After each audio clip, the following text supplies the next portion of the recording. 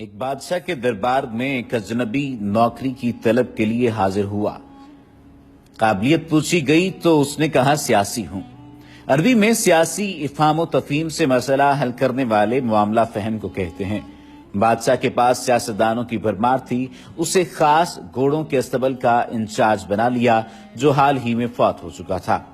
چند دن بعد بادشاہ نے اس سے اپنے سب سے مہنگے اور عزیز گھوڑے کے متعلق دریافت کیا۔ اس نے کہا نسلی نہیں ہے۔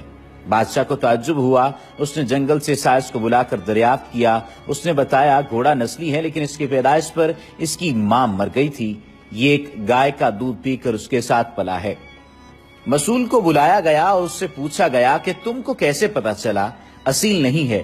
اس نے کہا جب یہ گھاس کھاتا ہے تو گایوں کی طرح سر نیچے کر کے، جبکہ نسلی گھوڑا گھاس منہ میں لے کر سر اٹھا لیتا ہے۔ بادشاہ اس کی فراست سے بہت متاثر ہوا۔ مسئول کے گھر اناج، گھی، بھنے دمبے اور پرندوں کا اعلیٰ گوشت بطور انعام بھجوایا۔ اس کے ساتھ ساتھ اسے ملکہ کے محل میں تعینات کر دیا۔ چند دنوں بعد بادشاہ نے مصاحب سے بیگم کے بارے میں رائے مانگی۔ اس نے کہا طور و اطوار تو ملکہ جیسے ہیں لیکن شہزادی نہیں ہے۔ بادشاہ کے پیروں تلے سے زمین نکل گئی۔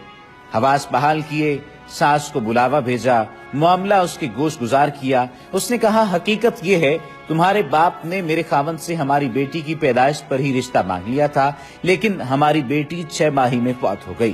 چنانچہ ہم نے تمہاری بادشاہت سے قریبی تعلقات قائم کرنے کے لیے کسی کی بچی کو اپنی بیٹی بنا لیا۔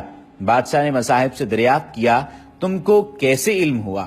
اس نے کہا اس کا خادموں کے ساتھ سلوک جاہلوں سے بدتر ہے۔ بادشاہ اس کی فراست سے خاصا متاثر ہوا۔ بہت سا اناج، بھیڑ بکریاں بطور انعام دیں، ساتھ ہی اسے اپنے دربار میں متعین کر دیا۔ کچھ وقت گزرا، مصاحب کو بلایا، اپنے بارے دریافت کیا۔ مصاحب نے کہا جان کی امان بادشاہ نے وعدہ کیا۔ اس نے کہا نہ تو تم بادشاہ زادے ہو اور نہ تمہارا چلن بادشاہ والا ہے۔ بادشاہ کو تاؤ آیا مگر جان کی امان دے چکا تھا۔ سیدھا والدہ کے محل پہنچا۔ والدہ نے کہا یہ سچ ہے، تم ایک چرواہے کے بیٹے ہو، ہماری اولاد نہیں تھی تو تمہیں لے کر پالا۔ بادشاہ نے مصاحب کو بلایا، پوچھا بتا تجھے کیسے علم ہوا؟ اس نے کہا بادشاہ جب کسی کو انعام و اکرام دیا کرتے ہیں تو ہیرے موتی جواہرات کی شکل میں دیتے ہیں، لیکن آپ بھیڑ بکریاں، کھانے پینے کی چیزیں عنایت کرتے ہیں۔ یہ اسلوب بادشاہ زادے کا نہیں، کسی چرواہے کے بیٹے کا ہی ہو سکتا ہے۔ عادتیں نسلوں کا پتہ دیتی ہیں، عادات، اخلاق اور طرز عمل خون اور نسل دونوں کی پہچان کرا دیتے ہیں۔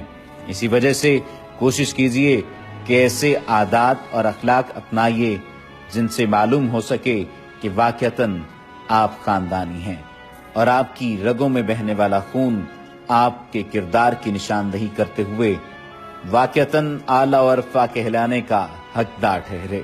وما علینا الا البلاغ المبین۔